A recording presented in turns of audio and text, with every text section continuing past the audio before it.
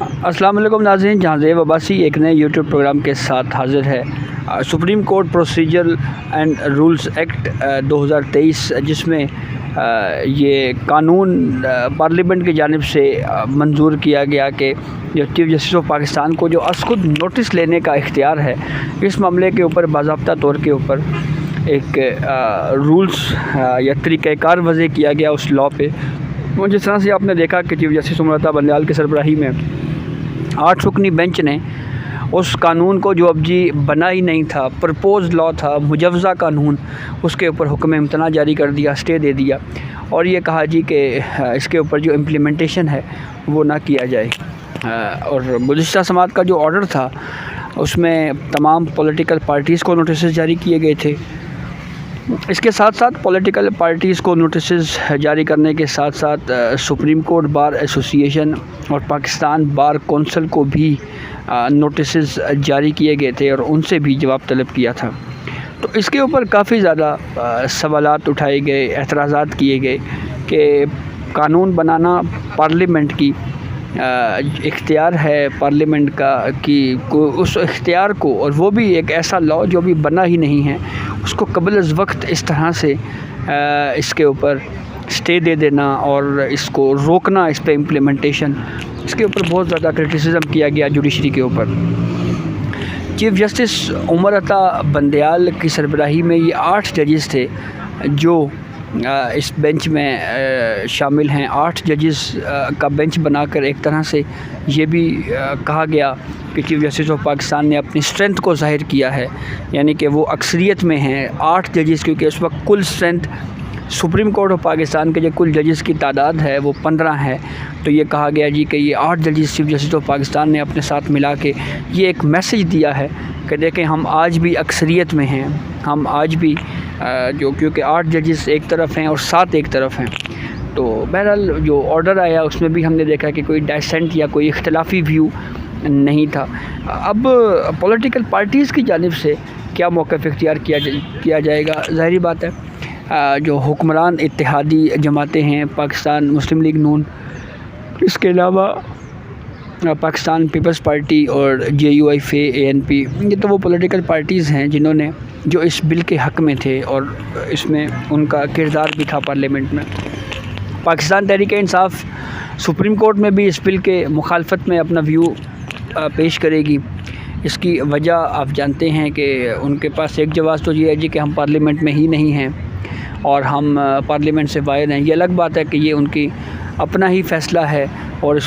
کسی نے ان کو زور زبردستی یا بندوق کے زور کے اوپر پارلیمنٹ سے باہر نہیں کیا۔ تو اب یہ بھی کہا جا رہا ہے کہ پاکستان تحریک انصاف کے اندر یہ رائے پائی جاتی ہے کہ یہ لاء ہے تو ٹھیک، لیکن اس کو اوپنلی وہ اس کو سپورٹ نہیں کر پا رہے۔ اب آتے ہیں جو وکلاء کی تنظیمیں ہیں، وکلاء باڈیز ہیں، لائرز کی جو باڈیز ہیں، سپریم کورٹ بار ایسوسی ایشن اور Pakistan bar council. Pakistan bar council اس لاء کے ساتھ کھڑی ہے اور حتیٰ کہ پاکستان بار کونسل تو یہ بھی اپنا موقف پیش کر چکی ہے کہ جو یہ لاء بنا ہے، یہ لاء در حقیقت جو مطالبہ تھا وہ پاکستان بار کونسل کا ہی تھا۔ انہوں نے لاہور میں ایک قرارداد کا حوالہ دیا کہ ہم نے ایک قرارداد 2019 میں پیش کی تھی اور اس میں یہ موقف اختیار کیا تھا کہ از خود نوٹس کا جو اختیار ہے اس کو ریگولیٹ ہونا چاہیے۔ اس لاء کے تحت کوئی بھی پٹیشن آرٹیکل 184(3) کے تحت آتی ہے یا سپریم کورٹ آف پاکستان کی جانب سے از خود نوٹس لیا جاتا ہے، تو اس معاملے کے اوپر ایک 3 ممبر کمیٹی جو ہے وہ اس کا جائزہ لیتی ہے کہ لے گی اس لاء کے تحت کہ کیا جو آرٹیکل 184(3) کے تحت پٹیشن آئی ہے یا جو از خود notice Supreme Court of Pakistan نے لینا ہے، کیا وہ لینا چاہیے یا نہیں۔ اور اس کمیٹی میں Chief Justice of Pakistan head اور پھر 2 موسٹ سینئر جج صاحبان، یعنی جسٹس قاضی فیاض عیسیٰ، جسٹس سردار طارق مسعود، 2 سینئر ججز ہو گئے، اور پھر اس کمیٹی کے head Chief Justice of Pakistan. تو وہ پھر طے کریں گے میجورٹی سے، اکثریت فیصلہ کرے گی کہ کیا کسی معاملے کے اوپر اسکت بنتا ہے یا نہیں، اور آرٹیکل 184(3) کے تحت کسی کیس کو سنا جا سکتا ہے یا نہیں۔ تو بہرحال وہ لاء تو خیر ابھی پروسیس میں تھا، تو پہلے ہی وقت سے پہلے ہی اس کے اوپر ہم نے دیکھی جو تیزی دکھائی گئی، اس کے اوپر بھی سوالات اٹھ رہے ہیں۔ جیسا میں نے آپ کو بتایا کہ مجوزہ قانون کو سپریم کورٹ آف پاکستان نے وقت سے پہلے ہی اس کے اوپر امپلیمنٹ کرنا روک دیا۔ تو پاکستان بار کونسل کا تو یہ موقف بالکل کلیئر ہے، ان کا تو یہ کہنا ہے جی کہ یہ ہمارے ہی مطالبے کے اوپر یہ قانون سازی ہوئی ہے، اور ہم اس حوالے سے ہمارا مطالبہ پورا ہوا ہے، اور ہم اتحادی حکومت کا شکریہ ادا کرتے ہیں۔ باضابطہ طور کے اوپر انہوں نے شکریہ بھی ادا کیا وفاقی حکومت کا اس قانون سازی کے اوپر۔ اب یہ بھی جو بینچ کی کمپوزیشن ہے اس کے اوپر بھی، جیسے آپ سے میں نے آغاز میں بتایا کہ ایک تو سینئر ججز اس بینچ میں شامل نہیں ہیں، لیکن یہ ایک طرح سے تاثر دیا گیا چیف جسٹس آف پاکستان عمر طاہر بندیال کی طرف سے کہ اکثریت جو ہے وہ اب بھی میرے ساتھ ہے۔ تو یہ اکثریت برقرار رہتی ہے یا نہیں، کیونکہ قانونی اور آئینی معاملے کے اوپر انڈرسٹینڈنگ کے جو اس پہ ہے، انڈرسٹینڈنگ میں ویو میں تضاد جو ہے وہ کسی بھی وقت آ سکتا ہے، یہ کوئی انہونی بات نہیں ہے۔ تو اب پولیٹیکل پارٹیز کو بھی کہا گیا ہے کہ اگر آپ چاہیں تو وہ فریق بن سکتی ہیں سپریم کورٹ میں، اور یہاں پر آ کے اپنا کیس پیش کر سکتی ہیں۔ اچھا، سپریم کورٹ بار ایسوسی ایشن کی جانب سے بھی، سپریم کورٹ بار ایسوسی ایشن جو ہے اس کو بھی نوٹس کیا گیا ہے۔ تو سپریم کورٹ بار ایسوسی ایشن کے حوالے سے بھی یہ کہا جا رہا ہے کہ اس کے اندر بھی ڈویژن ہے، یہ اختلاف پایا جاتا ہے۔ تو ممکنہ طور کے اوپر جب اس کو کورٹ کی پروسیڈنگ سٹارٹ آگے مزید چلے تو اس پہ یہ اختلاف جو ہے سپریم کورٹ بار ایسوسی ایشن میں وہ کھل کر سامنے آئے، کیونکہ ہم نے دیکھا ہے کہ سپریم کورٹ بار ایسوسی ایشن کے اندر جو منتخب باڈی ہے اس میں دونوں جو گروپس ہیں، آسمہ جہانگیر صاحبہ مرحومہ کا گروپ اور حامد خان گروپ، اس کی نمائندگی وہاں پر موجود ہے۔ تو یہ اختلاف پہلے بھی ایک دو دفعہ ہم نے دیکھا، کچھ ایشوز کے اوپر ہم نے اختلافات بالکل سامنے نظر آئے، تو اب کی بار بھی اس معاملے کے اوپر، اس کیس پہ بھی اختلافات جو ہیں وہ سامنے آ سکتے ہیں۔ لیکن اصل سوال یہ ہے کہ یہ صرف چیف جسٹس آف پاکستان کے اختیارات کو ریگولیٹ کرنے کا معاملہ اب کیوں شروع ہوا، یہ ایک کوشچن جو ہمیشہ بات کی جاتی ہے۔ پھر یہ بھی کہا جاتا ہے کہ جو قاسم سوری کا خود نوٹس تھا وہ حلال کیسے ہو گیا، یہ دوسرا بھی سوال، یہ بھی ایک اعتراض اٹھایا جاتا ہے۔ اور پھر یہ بھی کہا جاتا ہے کہ دیکھیں جی، جو جسٹس قاضی فائز عیسیٰ ہیں وہ آگے چیف جسٹس بنیں گے، تو ان کو کمزور کرنے کے لیے یا ان کو روکنے کے لیے یہ موو ہے۔ تو ان تینوں سوالات کا جو اس وقت گردش کر رہے ہیں، ذرا کوئکلی اور مختصراً آپ کو خلاصہ آپ کے سامنے رکھتے ہیں۔ خود نوٹس جو قاسم سوری والا سپریم کورٹ نے لیا تھا، اس میں چیف جسٹس آف پاکستان عمر طاہر بندیال کی جو رہائش گاہ ہے ججز کالونی میں، وہاں پر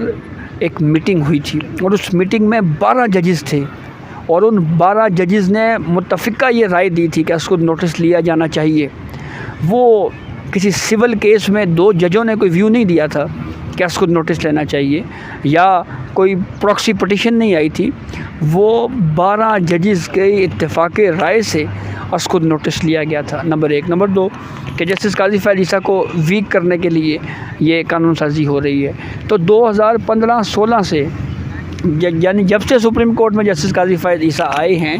اس وقت سے ہی ان کا یہ ویو رہا ہے کہ خود نوٹس کو ریگولیٹ ہونا چاہیے۔ سال 2015-16 کی غالباً بات ہے، جب سپریم کورٹ رجسٹری لاہور میں جسٹس قاضی فائز عیسیٰ ایک سرکاری جو ہاسپٹلس کا جو ویسٹ ہے، اس کے ویسٹ مینجمنٹ کے حوالے سے ایک کیس تھا، جس میں ثاقب نثار اس بینچ کو ہیڈ کر رہے تھے، جسٹس قاضی فائز عیسیٰ، جسٹس منصور علی شاہ بھی اس بینچ میں شامل تھے۔ تو وہاں پہ اوپن کورٹ میں بھی جسٹس قاضی فائز عیسیٰ نے یہ اعتراض اٹھایا تھا کہ یہ آرٹیکل 184(3) کا جو کے تحت جو خود نوٹس ہے یہ کیسے لیا گیا ہے، اس کے کیا کرائٹیریا ایڈاپٹ کیا گیا ہے۔ ہم نے سب سے پہلے اس کے اوپر بات کرنی چاہیے۔ یہ الگ بات کہ وہ جن کی آج کل جن کے رشتہ داروں کی آڈیوز آ رہی ہیں، اور یہ بڑے خبریں چل رہی ہیں کہ جی بڑے کو پیسے ایسے بھی بنائے گئے ہیں ٹکٹوں کی ہیرا پھیری میں، تو وہ ناراض ہو کے اوپن کورٹ کی ہیئرنگ چھوڑ کے ہی اٹھ کے چلے گئے تھے۔ پھر بعد میں جسٹس قاضی فائز عیسیٰ نے وہاں بھی ڈائسنٹ کیا تھا. تو کئی مواقعوں کے اوپر جسٹس قاضی فائز عیسیٰ اختلافی ویو دے چکے ہیں، یہ اپنا ویو دے چکے ہیں کہ آرٹیکل 184(3) کو ریگولیٹ ہونا چاہیے، اور اگر یہ شفافیت ہوگی بینچ کمپوزیشن میں، بینچ بنائے جانے پہ آرٹیکل 184(3) میں، تو پھر جو جوڈیشل سسٹم ہے اس کے اوپر انگلیاں نہیں اٹھائی جائیں گی. تو یہ پرسپشن کہ جسٹس قاضی فائز عیسیٰ کو ویک کرنے کے لیے یہ قانون بنایا جا رہا ہے، یہ بالکل غلط ہے، بے بنیاد ہے. جسٹس قاضی فائز عیسیٰ کا مسلسل یہی ویو رہا ہے کہ اس اختیار کو ریگولیٹ ہونا چاہیے، لیکن بدقسمتی یہ ہے کہ چیف جسٹس عمر عطا بندیال اپنا فل کورٹ اپنے اندر میٹنگ بلا کر اس معاملے کو حل نہیں کر سکے، اور پھر پارلیمنٹ نے اس کو کر دیا. اور دو پولیٹیکل پارٹیز جو ہمیشہ سے اس کو نوٹس کے متاثرہ رہی ہیں، مسلم لیگ نون اور پاکستان پیپلز پارٹی، وہ اس بل کی حمایت کر رہی ہیں، مکمل سپورٹ کر رہی ہیں. تو دیکھنا ہے کہ یہ سپریم کورٹ کیا آگے چل کے کیا کرتی ہے. جو 8 ممبر بینچ ہے جو اب 2 مئی کو سماعت کرے گا، کیا اس میں یہ اتحاد ابھی بھی برقرار رہے گا یا نہیں، یہ تو اس وقت اس کے اوپر حتمی طور کے اوپر کوئی رائے دینا قبل از وقت ہوگا. تو یہ اب تک کی اپڈیٹ تھی جس سے ہم نے آپ کو آگاہ کیا. بہت شکریہ.